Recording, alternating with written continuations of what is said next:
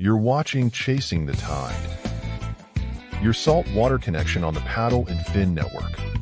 Dedicated to gathering and providing wisdom, knowledge, plus spin a few stories from time spent on the water. Saltwater fishing. Updates by the raddest baddest dude on the Gulf Coast. Now let's join the one and only devil dog himself, Dustin Nichols. Boom, hey, we're back for another edition of Chasing the Tide, your saltwater connection on the Paddle and Fin Podcast Network. I'm your host, Dustin Nichols. We're here today with a Northeast Florida angler, Domenic here. I don't want to butcher that last name, but I'm going to say Paniccia. Paniccia. Oh, I mean, oh yeah. See, I told y'all I should have got that before we chatted before we started recording. But yeah, it's always fun to see what I do with these names on these things, because every now and then I'll have like something Paniccia. And what is that? Is that Italian? You know it, brother. Hey, I gotta ask you a question right off the bat. Yeah. In the intro, it said the devil dog, Dustin Nichols. Are you a Marine? Yes, sir. Prior service Marine Corps right here. So am I, brother. Yeah. Semper Fi. Semper Fidelis, man. Yeah, yes, I did boot camp in Paris Island. So did I. 2841 was my MOS in 29 Palms for 15 months for a ground electronics communication technician. Then I was stationed in Kaneohe Marine Corps Air Station on Oahu. Very lucky. That's I got awesome. to surf. All I did was surf and fish. So I did Paris Island as well way back in 1993. Yep, I was there in 89. Awesome, brother. So I'm sorry to get you sidetracked. Share my age, man. Yeah, me too. Sorry to get you sidetracked. Yeah. I'm happy to be here. Thank you for the opportunity, man. I love the show, love what you do, and I'm just honored to be here. Yeah, we've been on a little hiatus, you know. I kind of have some extra time now. little more time to get things done. You know, I had been slipping on these shows. At least I'm trying to get one out a month now.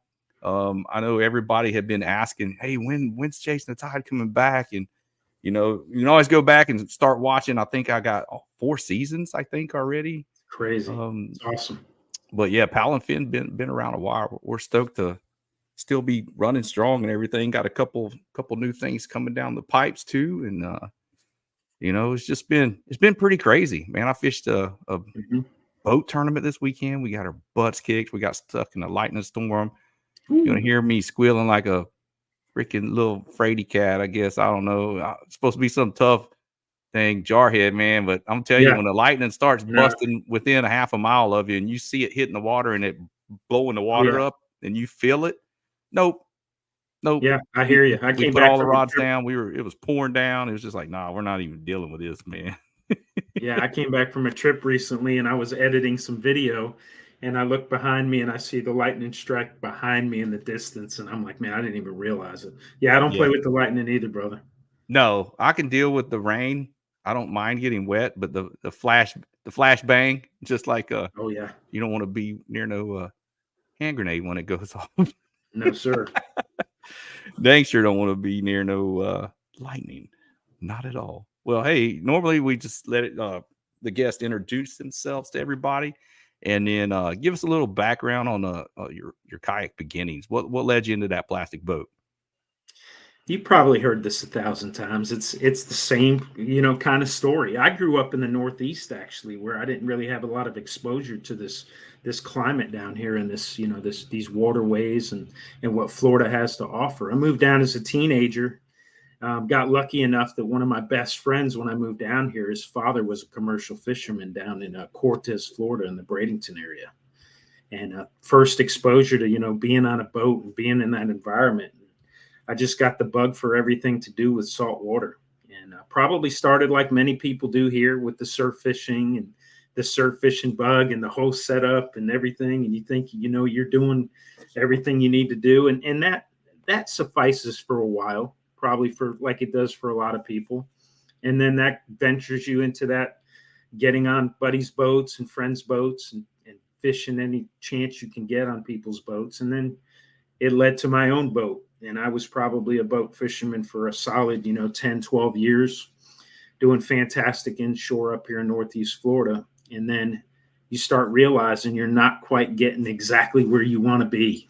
And you're not getting to that those spots that they're pulled up or they're held up at, and plus you want a little bit more tranquility and peace out there and a little escape. And I started I'm not long into kayaks like some people. Some of my buddies 20 years. I'm going on my 6th year in a kayak, but it's been a fast 6 years. And got my first kayak and just freaking fell in love with it. As you know, you get hooked on it. Very easy to do. Very easy to do. There was actually a point when I went away from a kayak for probably about a month, bought a brand new 2021 bay boat. And if it tells you anything about how much I love the kayaks, that bay boat was a 2021. It's gone already, and I'm back in the kayaks. I was probably out of the kayaks for a month. No doubt. And I was like, nope, it's coming back. And right now I'm rolling with 3 in the garage. So you know how that goes. Yeah, I got 3 sitting in the garage as well. Yeah. It's got one for certain things. I got my, the NAR. I'm still fishing out of Jackson's, even though I'm not on their team any longer. And we'll see where that's going. I had some good stuff go down at ICAST, so we're trying to work into something for next year and see where I'm going to end up. I really like some stuff I got to see there. Oh yeah, I'm rolling with Hobies. I'm still on the Hobie team, so I'm rolling in my Hobies, and I love my Hobies. And you're associated with a shop over there as well? Yeah, I am also. I'm sponsored by Hagen Coastal Outfitters, which is a local. It's actually you heard of Ace Hardware? Yes, Ace Hardware with the Hagen family. They have a passion for fishing and outdoors as well, and they opened what's called Hagen Coastal Outfitters. And there's 9-10 locations here in Northeast Florida with huge fishing and kayak sections. So they're my main sponsor, and they're the whole reason I got on the like Orange Park and like Green Cove Springs, Nassau, Callahan. Yep. They're everywhere. Yep. And they have a kayak area in each of the Ace stores. Is that what it's in? Yep. Each store that's pretty neat, man. And it's a nice one too. I mean, some people joke and call it, a mini Bass Pro. I mean, they're all in. Wow. Tackle, reels, rods, everything. Oh yeah. Full outdoor fishing outfitter. They do. With kayaks.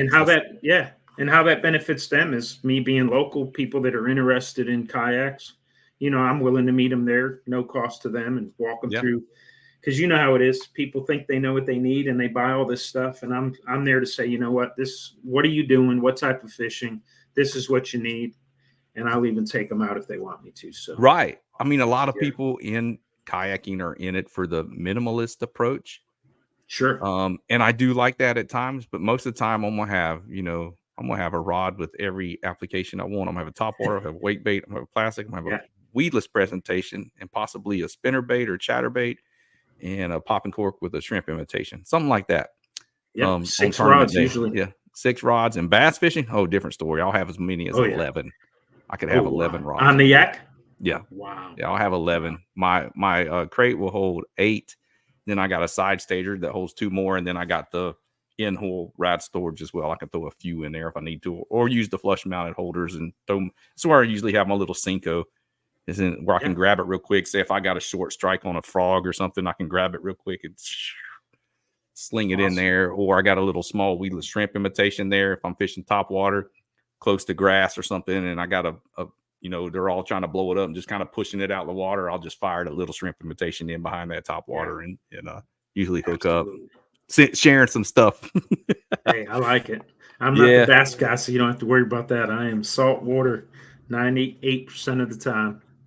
Oh yeah. I grew up. That's the main thing I fished for. It was neighborhood ponds, farm ponds, and I'm from Southeast Georgia originally. So, just fishing the neighborhood ponds and the farm ponds in the area. And then we got to go, my granddad had a boat. We got to go, catch the trout and the flounder and the redfish on the big tide swings over there, so we'd fish the edge of the channels with the oyster bars and all that good stuff. So, it was crazy coming over to Texas and seeing, all the people in the water wade fishing and all that stuff, jumping out of the boat. I said, why are you getting out of a perfectly good boat? Yeah. But then I understood, once you figure it out, it's pretty cool. It is. Also, looking over your profile, I met you with Ron. Ron Linvey's been on the podcast before. Yeah. It's one of your buddies there. Y'all were at ICAST, and we met briefly there. I was running around like a chicken without a head. Yeah. We Just all like were. ICAST always is. Yeah.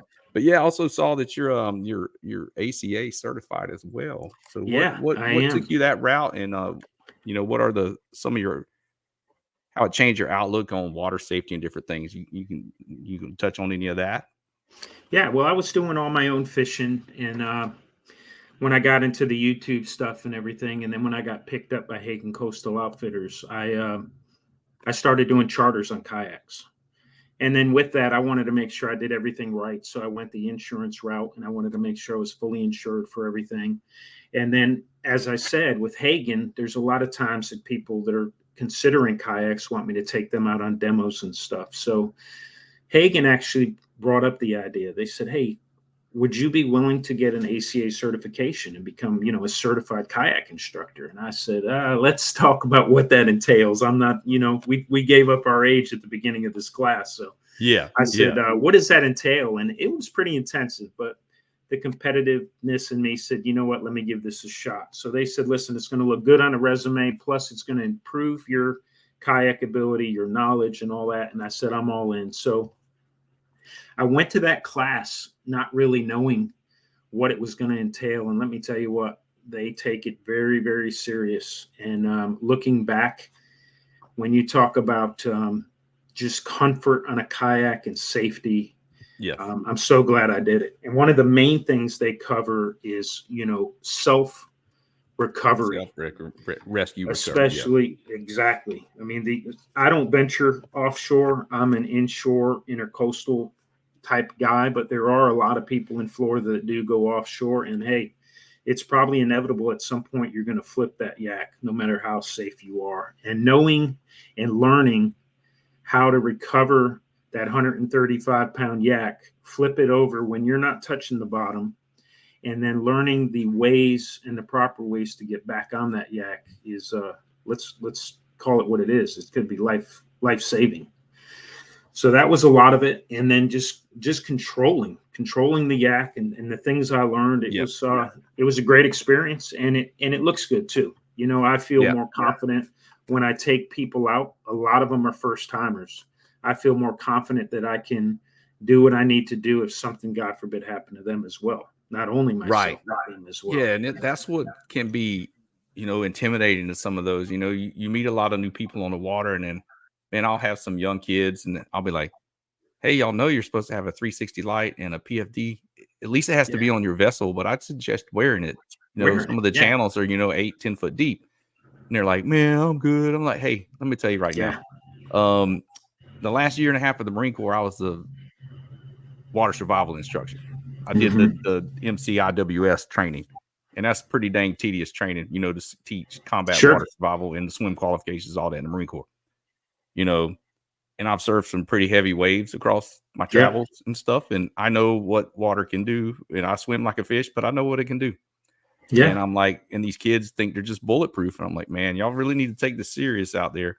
Or you got a guide that's bending the envelope, pushing the envelope, don't have their insurance, taking people out, younger people with no PFDs in sight. And you're like, man, y'all, something happens, y'all gonna be in a 9-line bind, man. I mean, it's just stuff like that you see, and it's just like, man, absolutely. I know before I even started really getting crazy involved, I went and flipped my stuff, made sure I could get back in. I learned different paddle strokes. I watched instructional videos. I'm not ACA certified, but it's something I definitely want to do. I have been wanting to do it, and I think it's great. I think everybody should go through some kind of something. Yeah, you hit on it. I mean, I was an amphibious assault unit myself in the Marine Corps. I was an AM tracker, so we did a lot of ocean stuff. Oh yeah. And you're exactly right. Matter of fact, to your point, I've got a 18-year-old who I've kind of put on the team, so to speak. Yeah. He's doing a lot of fishing. He's very motivated. He's providing me some content on the days that I just can't get out there. And that was one of my number one rules. I was like, listen, I know you're not going to hear it, but if you're on the yak, you're wearing the PFD.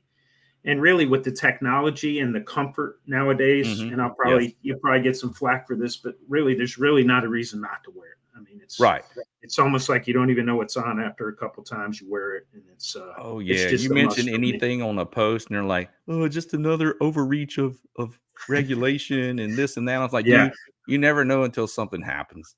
Trust me. Yeah, I'll swim laps around you, and I still wear mine." You know, when I take people out, you want to hear about getting some flack. When I take people out, when I take clients out, I actually bring a Garmin InReach as well. Mm-hmm. So, you know, worst case scenario, if something happens, I'm hitting the InReach, and you know, we can get some help by satellite as well. That's the thing. When offshore fishing as well, I got radio and an EPIRB. Yeah, I pay the money to have one of those. Absolutely, $10 a month is well worth someone's life. Oh yes, very much so. Yeah, I'm glad you're on there to touch on all of that, because I firmly believe in all of that. You know, the safety and different things like that, being able to self-rescue, you know, self-right, get everything and not lose your cool, because that's when shit goes south.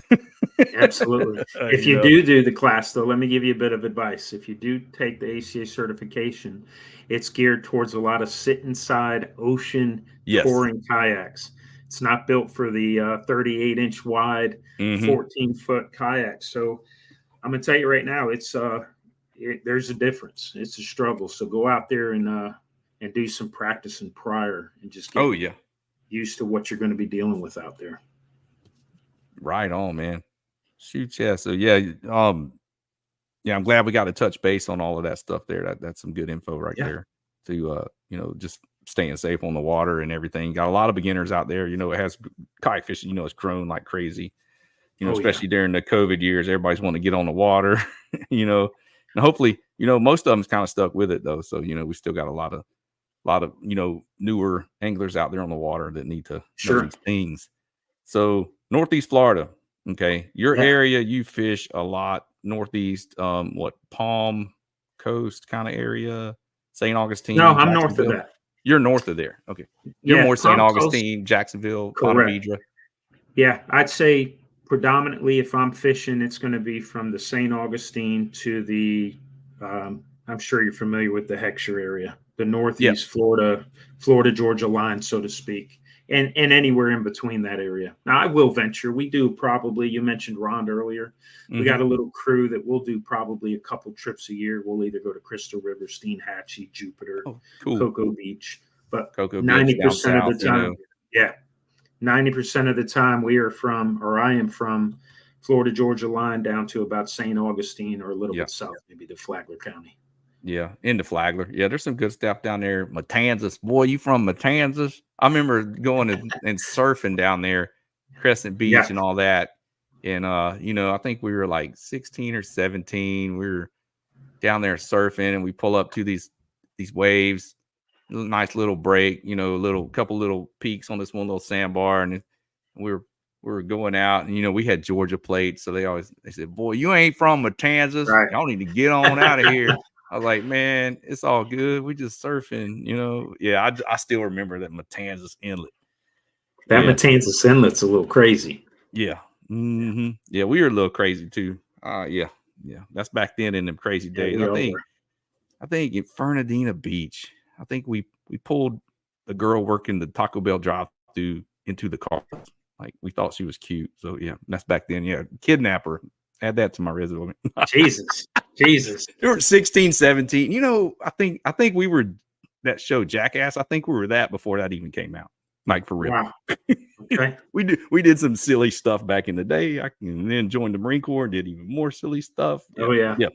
Yeah. I could tell some stories. That's for sure. Some of them might not be appropriate for the podcast, but yeah. Hey, I could tell some stories. So yeah, Florida, you know, up there where you're at, diversity. That's the main thing I was going to touch on from the tidal influenced areas around, you know, Nassau County up there, Fernandina, Jacksonville.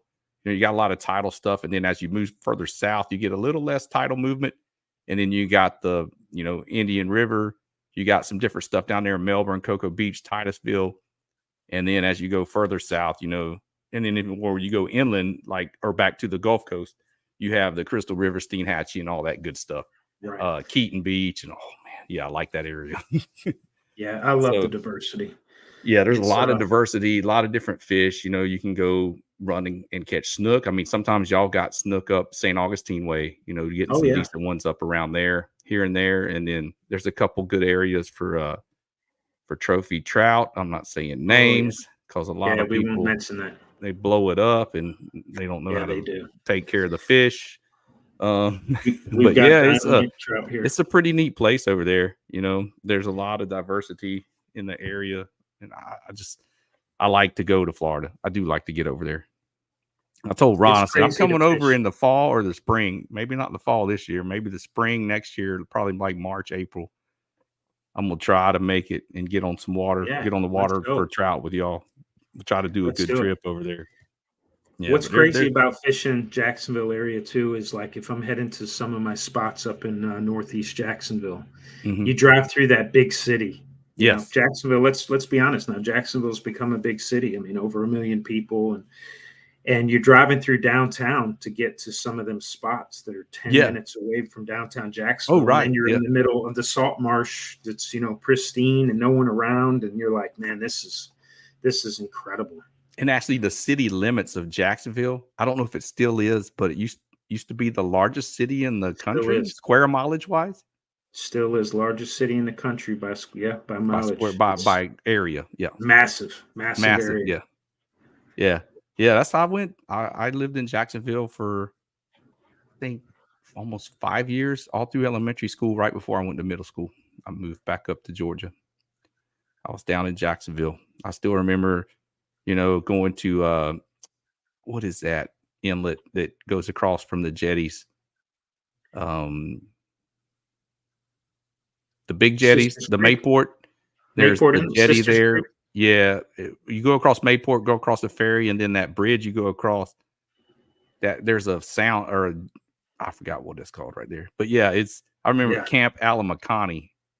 It's like a yeah. little I've like seen the beach bar signs. kind of place right there on the side of that sound. And I remember my dad. He did sound for a band called Harley Huff. This is back in Nice. probably like 79 or 80 maybe. But I remember, you know, going there and watching the band play, eating clam chowder and oysters and all that You knew stuff. what I don't know that if that place spot's is known still for. around or not, but yeah, that's some good. I got some good memories there in Jacksonville, surfing and different things as well. You Skating mentioned. Kona, all the skate park, Stone Edge and Daytona, Oh yeah, Kona your in name's good. Jacksonville. Yeah, I still ride, you know, a little bit when I can. But yeah, I still got all those memories there too, plugged in my hard drive up here. That's awesome.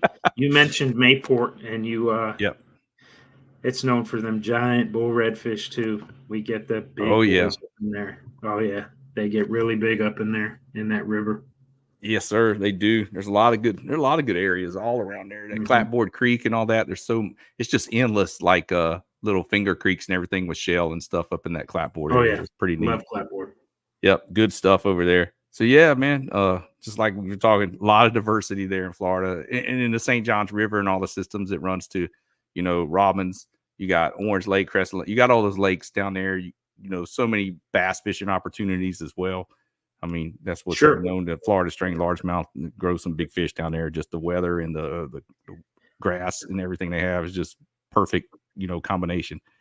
Um, Also, we want to touch on you know, pointers for those you know, we can share a little bit of stuff for content creation and you Wow. know, give some pointers Yeah. for anybody wanting to jump into YouTube or different things like that. I did try to go to YouTube route a little while.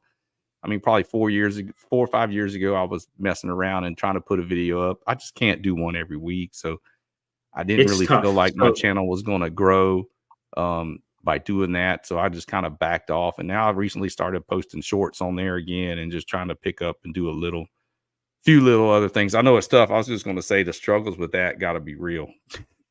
yeah, I'm more than More than happy to give some people some pointers. So I've been doing YouTube for a little over 2 years, and it was just one of them things where I love taking pictures of fish. I mean, I love sharing the pictures of fish with family and friends, and that Yeah. turned into, hey, why not video a little bit? So if I was giving some pointers out to people starting, a couple things would be, you nailed it. With that pressure to put that video on there every week, I would say don't worry about it. I'd say focus a little bit more on some quality rather than quantity, because that's what's going to get the views anyway. It's not going to be that, man, I got to get a video out there and I got a little bit of this. Let me piece this together and throw some music to it, and this will suffice. I'd say, you know what, wait till you got enough that you can edit and put a good video out there. And it just takes time. It takes time to grow. Some other pointers I would do, and listen, I learned the hard way, is you get beat up a lot on YouTube, and some of it's deserving and some of it isn't. So some of it was deserving. Maybe at times I got into the drone from the kayak, which is tough. You fly a drone from a kayak, right? It's tough. But what I didn't realize is a lot of times I'm hammering some fish, and this drone is really picking up some of these prime spots. And it took some landmarks. Yeah. Yeah. And you know what? That's great maybe when you're on a trip somewhere, but it really took some comments from some locals saying, you know, Dom, we appreciate what you're doing, but man, you are really putting it out there. And I got to respect that. And I tone that way down. And with that also comes when you're editing, you know, if you mentioned Ron and them guys, they've been doing this for 20 years. These guys have been gracious enough to share some quality spots with me. It's not fair to them and fair to the, the fishery for me to, go to their spot and I'm showing exactly where I pull up in the truck and where I'm hammering these fish. So be mindful of that if you're doing that. There's a lot out there. You're still going to get people saying you're doing that, but do your best not to. When you're taking your photos, watch your background. Know your regulations. Yes. If you're going to film yourself fishing, know your regulations. And you know what? Your fish handling. I'm big into that. I'm really big into that. But there were times where I was screwing up too. And it took that guy that had more knowledge or girls saying, hey, have you thought about this? And I'll give you an example. I've got a video on there where I'm catching giant 43-inch bull reds, but I'm only catching them in 20 feet of water. And these things, I'm going crazy with the reviving, risking limb for bull sharks and really making sure they're healthy. And then I'm picking these fish up and kind of what I call torpedo them in the water in 20 feet of water. And they swim away like they're absolutely healthy as can be. And but some guys reached out and said, listen, even in that depth of water, you should probably vent those fish. And I'm like, man, they're like, maybe they swim away healthy right then and there, but you never know. A mile down, they could float back up because that bladder's full. It takes things like that. People that so know your conservation, your fish handling. Lastly, with YouTube, just be different. I mean, there's so many out there. Have something that makes you special that people want to watch, and that's probably it. I would say find that niche, find that little something different. Just like you said, I definitely see that because I see there's just so many out there that just, Patreon got to be a thing, and you got people selling their launch points, their waypoints, and the way they travel, where they caught the fish. And then I'm pretty outspoken on that kind of thing. Time on the water and learning what conditions, why the fish did what they did, the tidal movement, the salunar phases, different things, water clarity, wind, current, temperature, different things like that. You can't just depend on somebody sending you a pin. Oh, I caught him here yesterday. You just can't depend on that. But then that's what they're selling. They're selling info and they're selling launch bites. We've had a lot of launch locations shut down because of people, trashing areas and stuff. And then next thing you know, they got freaking pylons with chains strung across. You can't back in there anymore, Yeah. And that's the thing about kayak. You can launch off the side of the road at like a little, easement down a bridge into a creek and different things. So that was my biggest gripe was, seeing these people just, or naming where they're launching and what lake they're in and different things like that, or what marsh they're in, it's if you fish the area and you can figure it out from the background, that's fine, you know. But man, just the You don't have spot to burning billboard it. to get Yeah. likes and comments and subscribers. That's the main thing I see. I see a lot Yeah. of that, especially my area over here.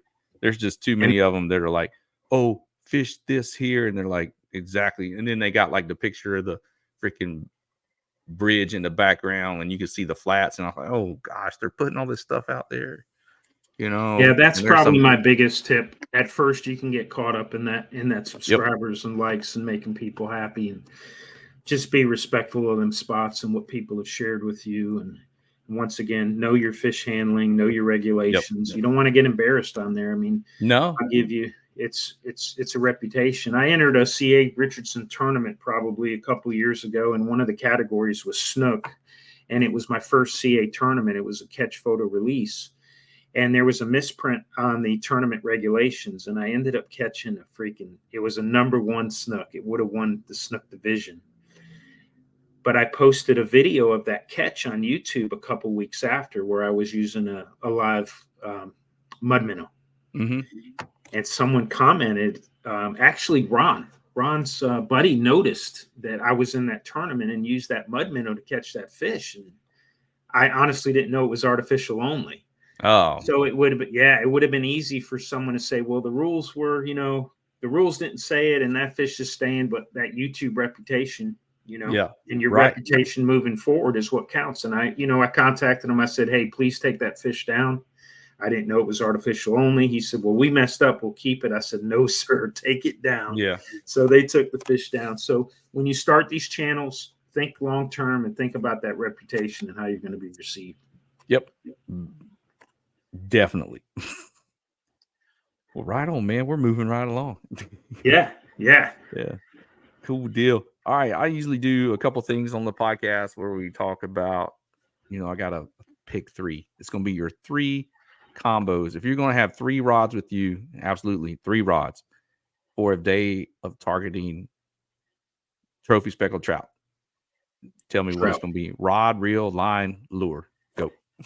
All right. 3 for trout only. I'm going to have my 7-foot TFO medium fast action. I'm going to pair it up with a 2500 series reel. That's either going to be a Shimano Vanford, or I'm loving the Florida Fishing Products reels as well. 10-pound Power Pro V2 Super Slick. Yes, sir. I'm going to have one of them going to some 20-pound mono to a 0 spook bone for some top water trout action. My second setup is going to be very similar, 7-foot medium fast action, but I'm going to go 10-pound braid to probably 20-pound fluoro. Seagar is what I use, and that's going to be hooked to a 17 MR. And they seem to love them up here. I'm sure they love them here as well. Mm-hmm. And then thirdly, for them trophy trout, believe it or not, I might get some flack for this, man, but I love a popping cork. I love a popping cork, and I might run a popping cork with either a nice live shrimp, or I might run a braid to another fluoroliter with a nice jig head with a gulp swimming mullet. Yep. Paddle tail mullet, swim mullet. Yeah. Yep. Absolutely. That'd be probably my 3. If I only had 3 to play. Yep. Oh yeah, I can go with that. Yeah. I know those guys from Florida Fishing Products are good dudes. I know the rep that comes over here. He was at the fishing. They were at the fishing show here, hanging out in the Waterloo booth at in the Houston Fishing Show this year. They're all super cool. We got a kid here, Trevor Kuchia, that fishes for him as well. He's on Waterloo's staff with the rods. But yeah, he's been a big help to their market over here as well. I'm on Shimano, and I love my Shimanos. But yeah, they're making a killer little reel, man. Their bait caster's pretty cool looking. And you know what they make? They make a 1000. They make a 1000 series reel that's got that CE 1000. Yeah, Osprey, the Osprey or the other one? No, the Bahia. The Bahia. Yeah. and I think it's got 18 pounds of drag on a 1000. Yes. And Yep. it's just a beast. But I love my Shimano's too. I love my Vanford 2500s. And Yep. The new ones it's we actually, finally got the new ones in this week at Waterloo, the I A saw the series pic. with basically it's like a Vanford with the Stella upgrades. You got the Stella gearing, you got the new the drag that the Stella has as well. So it's basically like a Stella in disguise at a cheaper price. Not That's quite awesome. I saw everything the is a pic. Stella, but it's pretty dang close. It's awesome. But that'd be my 3 picks. Cool deal. Yeah, over here is I definitely have a spook, probably a one knocker. Oh yeah, I love it. Oh, I love it. And possibly a big glide bait or something. Maybe, who knows, one of these right here, one of these Chads that Robbie Marsh, Coastal Marsh, been painting. If you're watching the video, you can see this. This is Spro Chad. KGB Chad. Yeah. That's and it's painted in that high cotton colorway that everybody loves in the Corky Fat Boy. Yeah. I'd have one of them possibly, and I definitely have a Corky tied on. Possibly in high cotton, blow pop, or lemon drop. And then I'd probably have more than 3, but yeah. big fluke bait, big fluke style bait, or a big, or a supermodel down south. Pure chicken. I know you're a big trout guy. I love trout too, but I love redfish. I'm obsessed with catching redfish. I love it. Certain times of year, I'm obsessed with catching them, but yeah, in the winter when it gets cool and I can go hit the deep structure for the big trout, I will go do that. I do like that. But yeah, redfish turning on, we got them starting to school group up now. I start an outage at work in a couple weeks, so hopefully we'll be done by the last week in October. I think we'll run about 40 days or something, I think. So I'm hoping to be done by the last week in October where I can get back on the water and catch a little bit of that red October. The schools, they just go crazy. The duck season starts, you got a bunch of mud boats running around and stuff, but just have to share the water and, work with each other. But yeah, it gets pretty crazy in these back lakes over here, these marsh systems. We get you'll be looking across the lake and you'll see, 3, 4, 5 snowy egrets just kind of hopscotching down the bank. They're chasing a school of fish, and you'll pull up on it. There'll be 50 to 75 fish just pushing down the bank. Wow. Yeah, I'm gonna start. I have a drone, but it's not like the one I want. I want one with the control and the screen built into it where I don't got to connect my phone and do all. I just want to be able to pick it up and grab it and fly it and have it hover over me. It's tough to do. Yeah, it's the $1,300 one, I think, that has the built-in screen. I'd recommend the DJI Mini Pro 4 with the built-in controller. That's the one I would want. Yeah, one that could stay up and follow me. I could run it up real quick and and then have it hover right over me and hit follow mode, and then kind of catch that school when it coming right at me and get some overhead footage of sight casting to the school. I really think that would be cool. Yeah. The new ones won't only just follow you, but you can set it where it tracks you, but then also makes circles while it tracks you. Oh, it circles around you, right? Yeah. So not only orbit mode or something like that. Yeah. Except instead of that same angle the whole time looking at you, you can change it where it'll do spirals and it'll change elevation as well. Oh, dang, that's pretty getting amazing. Yeah, they're amazing. Yeah, I have one and I've flown it, and it's like, okay, it's cool, but I'd much rather have somebody go with me that isn't fishing and follow me and film me. And that's what, I'll pay. I mean, like I said, I'll pay somebody to do that. But yeah, just if I know it's going to be on and the schools are going to work, I got somebody that'll do it. They will. Yeah. But isn't it? Have you tried catching one from the kayak? Because you got to hand catch them.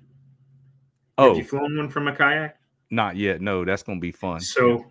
So they all have obstacle avoidance, which when they get close to an obstacle, they move away from it. So the trick becomes, how am I going to land this thing? Because you can't land it on a kayak, because the second it lands, the blades quit spinning. It's so light, it'll go off with a wave or the wind. So you Right. got to hand catch these things. Well, when you reach up with your hand trying to catch the kayak, it senses your hand and it moves away. So you got to play this game where you're lowering it and you're trying to catch it. And it's pretty comical. It's pretty comical. But dang, that's pretty I've been crazy. successful 100% of the time so far. I'll probably drop one in the water next week. We'll see. Dang. All right. Quick 5. We're going to do this on you. Top water or tails? I would have said tails a while ago, but it's top water now. They got me hooked. Yeah. I am freaking all in on the top water. Yep. Jaguars or the Dolphins? Come on now. The Jags. Duval. The Jags. Duval. 904 in the house. Yeah. Oh, trout or redfish? I know this answer. I'm going to say redfish. It's reds. It's redfish. I mean, I love the trout. I love it all. I'm obsessed. Don't get me wrong. But I love, especially you mentioned top water or tails. Yep. A top water upper slot redfish. Oh, son. That's it. Sound like a toilet flushing when they hit it. Yes. Bait caster or spinning reel? I'm a spinning guy. And let me tell you, I've gave them more chances than you can imagine. I've tried the whole your Shimano's with the chip DC. in them. Yeah. The DC. I tried the DCs and I gave them their fair shot. And I'm just going to say from now until the rest of my time, unless something crazy changes, I'm a spinning guy. Yeah. That's what I love and what I'm comfortable with. Reuben or a Cuban sandwich? There's one. Where are we getting these sandwiches? Oh, South Florida Cuban or Philadelphia Reuben? South Florida Cuban. Yep. Now, if you would have said get them in the York, gate stations Reuben. down there. I was gonna say New York, Philly. Yeah, it's kind of right there. Yeah, they probably make a pretty good one up there. I know there's some do. good sandwich shops up that way, Philly, New York City, but yeah, South Florida Cubans in the little stores where they sell the pastries and everything too, and they got little coladas, little coffees. Oh yeah, man. They make a pretty mean sandwich down there. Yeah, the ones you're only supposed to drink like a little bit, and then I chug the whole thing. My buddy's like, no, you ain't supposed to drink the whole thing. Like, okay, that's awesome. That's why I don't do caffeine. These are good, man. Give me a few more. I like them. Good. I know, right? Yeah, I'm a bait caster guy, but I do have spinning reels. I threw a popping cork on one, and then I do throw a little small shrimp imitation on a little Vanford 2500, and because I can just bomb that thing in the wind. Yes. You just get a lot more distance in the wind when you're sight casting. So if you have wind to deal with, I'll definitely pick up egg beater. It might boil down to I was never a bass guy, where a lot of people were bass and then they transferred over and they do both now. And I've always been that saltwater guy and never really, used the bait casters much. And that might be a lot of what it is. It's what you're comfortable with. Yeah, that's what I grew up. I mean, I was 6 years old. I was already throwing a little Shimano Bantam 10XG, back in the day. I'd figured it out, 6, 7 years old, throwing a bait caster. Figured it out. Awesome. Had to figure it out. That's awesome. Backlashing every other one. Oh yeah. It took a little time. It takes a little time, Yeah. Man, I appreciate you coming on. We'll save a little bit for the next time we have you on. But at the end of the show, we'd like to give you an opportunity to, thank anyone you want to thank, give some shout outs on sponsors and anything like that. So go ahead, brother. Well, first off, brother, let me thank you, Dustin. Like I said, it's been an honor, great opportunity to be on here, and you reaching out to me is very appreciated. I want to thank the guys that kind of, got me where I'm at now in the kayak fishing, and that's these North Florida crew. And, Ron, Sandy, Troy, Robert, and they've really, got my game up to that next level with tournament fishing or recreational. Got to thank the sponsors. Number one, I want to thank Hagen Coastal Outfitters. I want to thank Hobie, Costa. I'm sponsored by them as well. TFO Rods and Murray Ford Superstore that helps me tow everything where I need to be. Thank the Lord above for blessing me to be able to do this beautiful thing that we love, this fishing and this passion. I got to thank the wife. The wife, Kara, is supportive beyond belief, and every week allowing me to do what I love. And I appreciate that as well. Future looks bright for everybody, and I just hope we can do it a lot longer, brother. Yes, sir. I just hope the fishery holds up, and we're able to share this, with the younger generation coming up, and then the next one after that. And same. Yes. Yeah. There's still some stuff out there that, there's some days I don't see people. There's still some of those out there. You just got to search for them. They're still out there. Yeah. They are. It's a Wednesday at about 4:45 a.m. Yeah, that too. Yeah. Weekday fishing is key. Yes, sir. Yeah, there's still some gems out there. If you do the searching, you reap rewards. You can. So yeah, man, great having you on, Domenic. I appreciate it. Sir. Hang tight. I'm gonna finish up. We're gonna wrap the show up. Thanks for tuning in to Chasing the Tide, your saltwater connection on the Paddle and Fin Podcast Network, and we'll see y'all at the next one. Yes, sir.